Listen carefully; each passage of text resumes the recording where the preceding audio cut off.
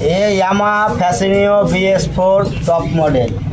इस गाड़ी में डिजाइन ये हुआ है, ये जो cylinder, piston, head, valve guide पूरा जल गया है, गाड़ी में बहुत धुआं दे रहा है।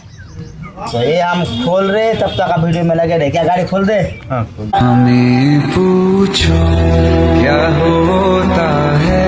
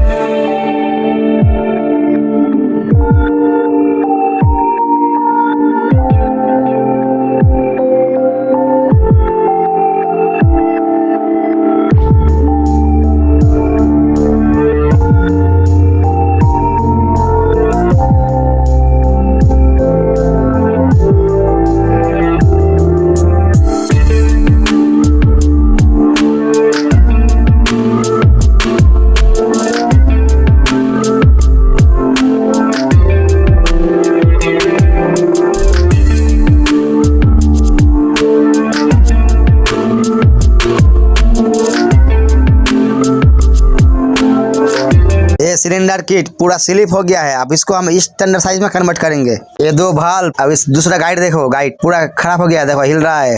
ये दूसरा गाइड भी खराब हो गया है, देखो। अब ये पूरा लगेगा, ये सिलेंडर, पिस्टन, भाल्व पूरा लगेगा।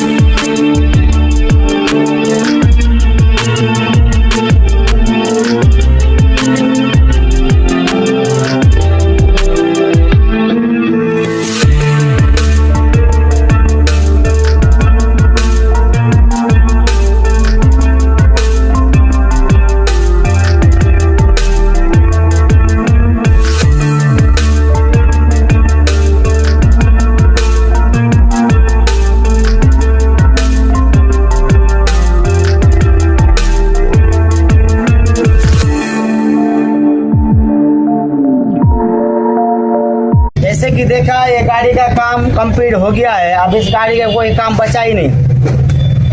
तो हम आगे इससे भी अच्छी बेहतरीन वीडियो लाएंगे आपके लिए। तो आप लोग वीडियो देखते हो जरूर, लेकिन सब्सक्राइब नहीं करते हो। अगर हमारे चैनल सब्सक्राइब करोगी तो मैं जब डालूंगी ना नेक्स्ट वीडियो तो आपके पास नोटिफिकेशन आ जाएगा।